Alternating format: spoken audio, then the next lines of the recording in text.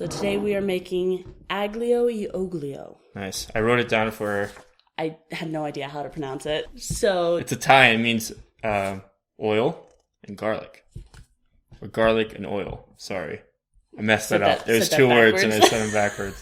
This is the pasta that Jon Favreau makes for Scarlett Johansson, chef. He makes it for her, and she's like laying in that bed, which is in his kitchen for some reason. Because who doesn't want a bed in their kitchen? We're actually only using 3 primary ingredients to make this, and they all conveniently fit into a single frame. Those 3 ingredients are garlic, parsley, and your finest olive oil. We'll just start with opening the garlic to see what kind of cloves we're dealing with. I really should have Googled some hack. To opening garlic? Yeah, since the last time. This is fine. We can cut this out.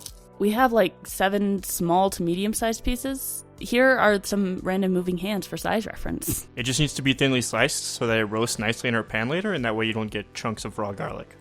All of this beautifully chopped garlic is going into a bowl in order to make way for heaps of parsley. With the stems removed, that should give you about a 1/4 cup. I don't want to live in a world where I can't eat handfuls of parsley. We're just roughly chopping up the parsley that we have, and that pretty much finishes up the prep. Wait, you also need to chop a lemon in half. So do that.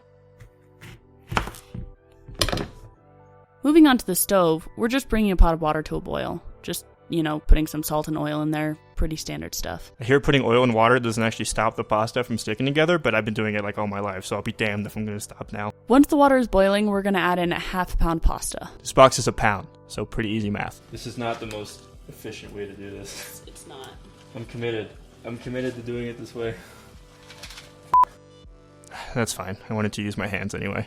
Quick camera transition to the other side of the stove where we have a pan at medium heat and we're pouring a 1/4 cup of olive oil. When the oil is nice and hot, we're putting in the garlic so it can get golden brown and fragrant. It's sliced up pretty small, so keep your eyes on it so it doesn't burn. We're trying to avoid gross, burnt garlic taste. Then the red pepper flakes. That's about 1/2 teaspoon.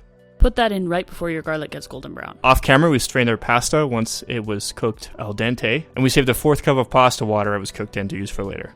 Now we have the burner off so we don't burn everything, and we're just pouring our pasta into the pan. Stir that around. That's looking nice and oily. Let's squeeze the juice of our 1/2 lemon into that pasta and then add the pasta water into the pan. The starch of the pasta water helps to thicken your sauce and acts as glue for your pasta to stick everything together. You see this in a ton of pasta dishes. Carbonara, cacio e pepe, things like that. It gives it a kind of gloopy, packed with flavor consistency.